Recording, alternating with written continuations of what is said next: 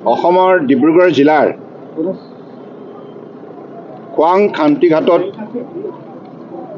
ভাৰত চৰকাৰ আয়ুষ মন্ত্ৰালয় দ্বাৰা 100খন বিচনাযুক্ত যোগা আৰু নেচাৰোপেথি হস্পিটেল নিৰ্মাণ লগতে গৱেষণা কেন্দ্ৰৰ বাবে আজি ইয়াত আধাৰশিলা স্থাপন কৰা হ'ল।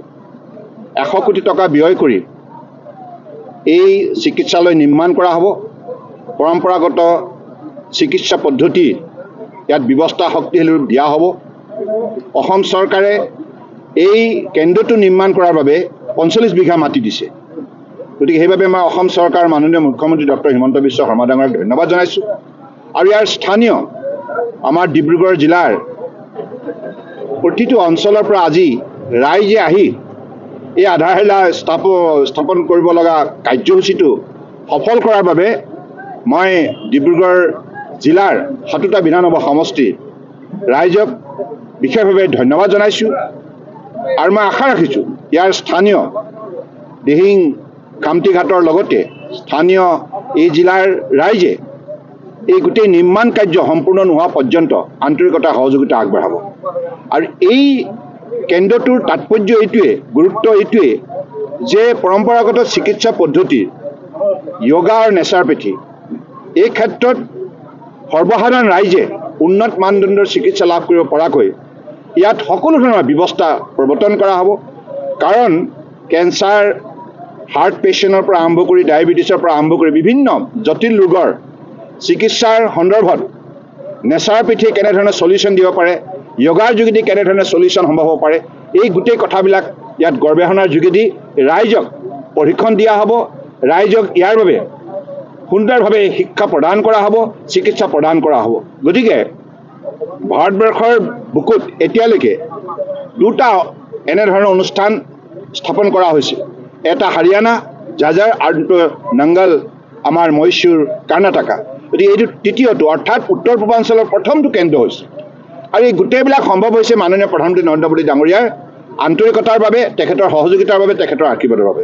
গতিকে মাননীয় প্ৰধানমন্ত্ৰী ডাঙৰীয়া সদায় উত্তৰ পূৰ্বাঞ্চলক বিশেষভাৱে গুৰুত্ব দিবৰ বাবে, ইয়াত বিশেষ ব্যৱস্থা প্ৰৱৰ্তন কৰিবৰ বাবে মাননীয় প্ৰধানমন্ত্ৰী ডাঙৰীয়াই প্ৰতিগৰাকী মন্ত্ৰীক, কেন্দ্ৰীয় মন্ত্ৰীক নিৰ্দেশ দিছে।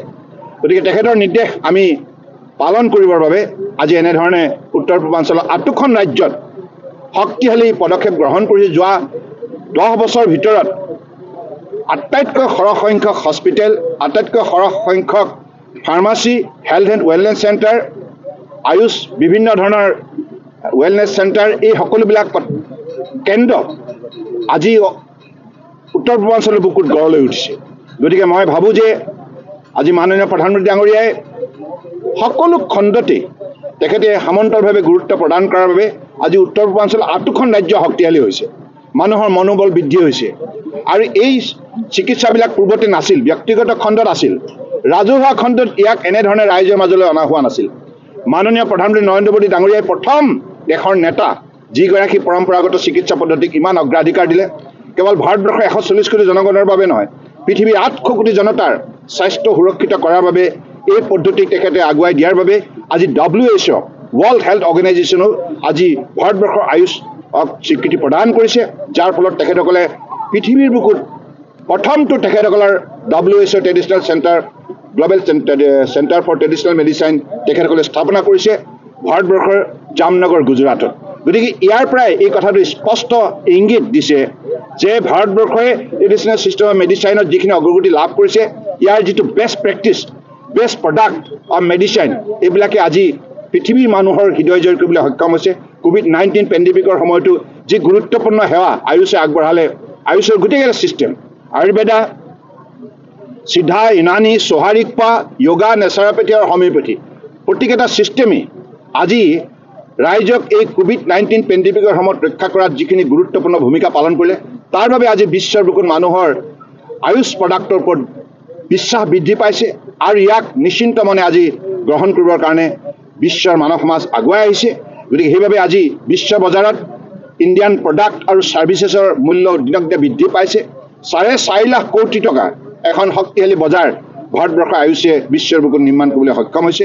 গতিকে মই আশা ৰাখিছোঁ এই কেন্দ্ৰটো নিৰ্মাণ সম্পূৰ্ণ হোৱাৰ পাছত ইয়াক সম্প্ৰসাৰণ কৰা হ'ব। ই 100খনৰ মাজত সীমাবদ্ধ হৈ নাথাকে, 100ৰ পৰা 200খন হ'ব আৰু বিভিন্ন প্ৰশিক্ষণ হ'ব, নাৰ্ছৰ প্ৰশিক্ষণ হ'ব, স্পা মতলব বিভিন্ন ধৰণৰ ইয়াত যিমানবিলাক আয়ুষ বিশেষকৈ য়োগা আৰু নেচাৰোপেথি ৰিলেটেড যিমানবিলাক চিকিৎসা আছে, পদ্ধতি আছে, সকলো বিকাশৰ বাবে ইয়াত প্ৰশিক্ষণ দিয়া হ'ব।